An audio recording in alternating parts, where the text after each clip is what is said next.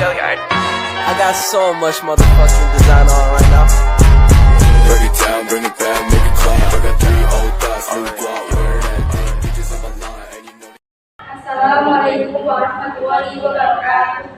Kami dari kelompok 15 akan mempresentasikan tentang rencana pembelajaran apresiasi sastra di MI atau SD dengan metode langkah sajikan nikmati dan pahami. Perkenalkan, nama saya Amelia Rahmawati dan saya Sylvia Fauzia. Di sini saya akan menjelaskan yang pertama yaitu tentang pengertian rencana pembelajaran apresiasi sastra di SD. Dalam Kamus Besar Bahasa Indonesia atau KBBI, rancangan berasal dari kata rancang yang mengatur segala sesuatu sebelum bertindak, mengajarkan atau melakukan sesuatu. Merencanakan rancangan adalah proses perbuatan perancang hasil rancang desain, di mana perancangan dalam proses perencanaan suatu kegiatan atau program dengan tujuan untuk mencapai suatu hasil yang diinginkan dalam rangka penilaian literasi akademik di SD. Perancangan penilaian ini meliputi perancangan materi yang diajarkan melalui metode pembelajaran yang digunakan serta penilaian hasil belajar siswa.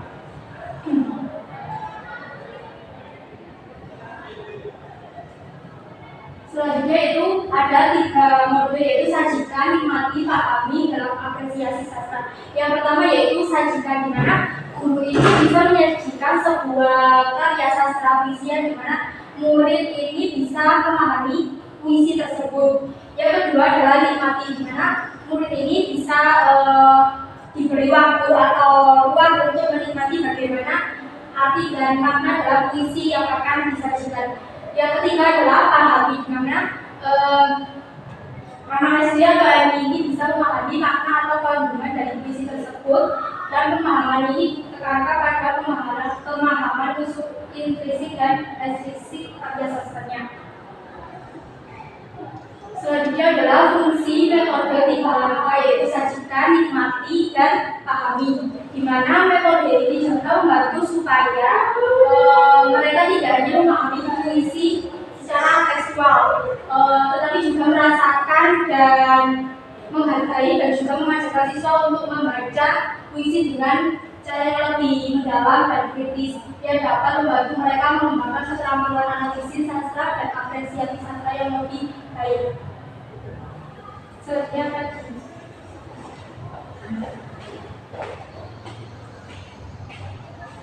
Berikutnya yaitu rencana pelaksanaan pembelajaran atau RPP.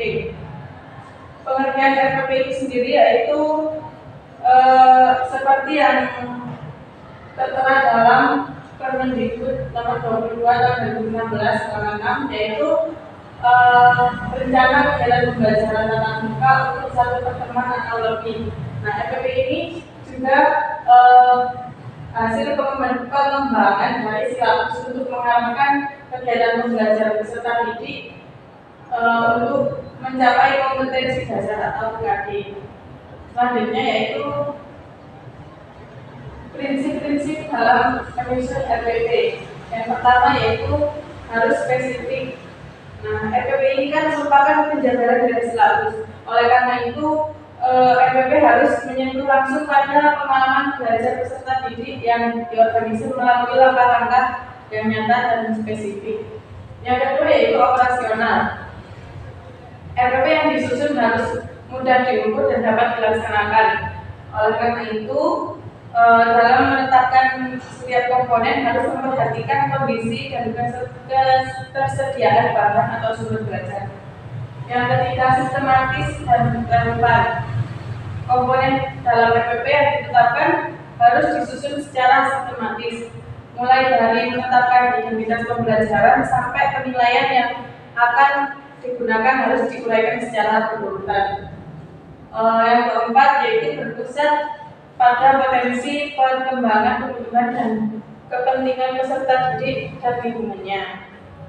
Yang terakhir yaitu jangka pendek, karena RPP ini hanya digunakan untuk 1 pertemuan atau maksimal 3 kali pertemuan. Selanjutnya yaitu komponen dalam penyusunan RPP. Yang pertama ada identitas pembelajaran, yang kedua tema atau subtema pembelajaran, kemudian standar kompetensi, KI atau tahapan pencapaian perkembangannya, yang keempat kompetensi dasar, yang kelima indikator, kemudian tujuan pembelajaran, materi pelajaran, metode, kegiatan pembelajaran, media atau bahan sumber pembelajaran, yang terakhir yaitu penilaian hasil belajar. Berikutnya yaitu gambaran umum pembelajaran apresiasi sastra di MSc.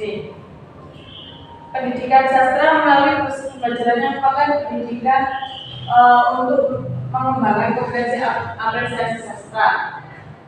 Nah, kompetensi apresiasi sendiri adalah kemampuan untuk menikmati, menghargai karya sastra. Nah, dalam hal ini siswa diajak untuk langsung membaca, memahami, menganalisis, dan menikmati karya sastra secara langsung. Siswa tidak harus menghafal mulai dari nama-nama judul karya sastra atau sinopsisnya, tapi langsung berhadapan dengan karya sastranya. Di sini terdapat analisis RPP apresiasi sastra tentang puisi. Berikutnya standar kompetensinya memahami teks dengan membaca teks percakapan, membaca cepat 75 kata per menit, dan membaca puisi. Dengan kompetensi dasar membaca puisi dengan tanpa berintonasi yang tepat, dan indikatornya menyebutkan unsur intrinsik puisi dan membaca puisi dengan lafal juga intonasi dan ekspresi yang tepat. Nah, kegiatan dan kenyataan inti siswa dan guru bertanya jawab tentang puisi, kemudian siswa mendapatkan penjelasan dari guru tentang puisi, siswa membaca materi tentang puisi, dan siswa melihat demonstrasi tentang pembacaan puisi. Kemudian kegiatan akhirnya siswa mendapatkan pemeriksaan rumah dari guru, dan guru menutup pembelajaran dengan doa bersama. Media yang digunakan yaitu video dan juga naskah puisi.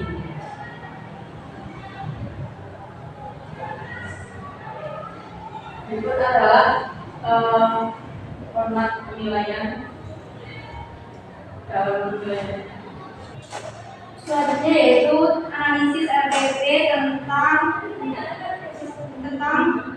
metode puisi, tentang metode 3 langkah, yaitu sajikan, nikmati, dan pahami. Di mana di bagian RPP-nya itu ada KI, KD, dan indikator dan tujuan pembelajaran. Di mana analisisnya itu rencana pelaksanaan pembelajaran di SDN Siro kelas 5B untuk mata pelajaran bahasa Indonesia dalam 1 kali pertemuan dilakukan selama 7 bulan. Nah, untuk metode pembelajarannya itu di dalam RPP ini pembelajarannya membaca puisi dilakukan dengan menggunakan metode ceramah. Dengan metode ceramah, guru menjelaskan aspek-aspek dalam membaca puisi dengan benar, dan menggunakan metode diskusi yang digunakan untuk mengetes pemahaman para siswa mengenai materi yang telah disampaikan mengenai unsur-unsur puisi, dan diskusi dapat dilakukan dengan tanya jawab. Selanjutnya yaitu metode demonstrasi, di mana guru untuk mendemonstrasikan aspek-aspek dalam membaca puisi yang meliputi ekspresi, lafal, jeda, intonasi, dan pemahaman isi dari puisi. Selanjutnya next yaitu langkah pembelajaran dan pendekatan yang digunakan dalam kegiatan pembelajaran, di mana pada kegiatan ini pembelajaran guru membuka pembelajaran dengan menyapa siswa dan sebagainya. Next. Untuk media dan sumber belajarnya yaitu menggunakan media video sebagai media demonstrasi membaca puisi yang benar, dan naskah puisi sebagai media belajar sumber materi yang dipelajari dan dianalisis atau didiskusikan. Selanjutnya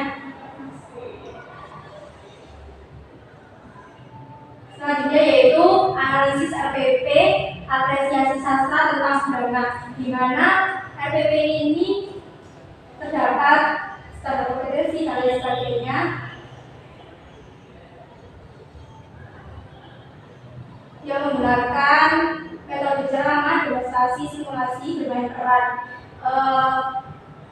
kegiatan apa? Kegiatan intinya yaitu guru menjelaskan macam-macam pengalaman yang dialami sehari-hari. Kedua, guru mencontohkan dialog dalam naskah drama. Next. Untuk kegiatan penutupnya yaitu guru meminta siswa menjelaskan cerita yang diperankan. Kedua yaitu guru memberikan kesimpulan dari proses pembelajaran.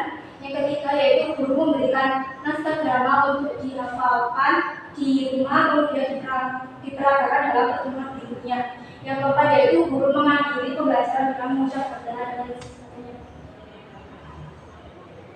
Untuk media pembelajarannya atau sumber belajarnya yaitu tentang bahasa Indonesia PSDNI dari kelas 5 kelasnya. Sekian presentasi dari kelompok kami, kurang lebihnya mohon maaf. Wassalamualaikum warahmatullahi wabarakatuh.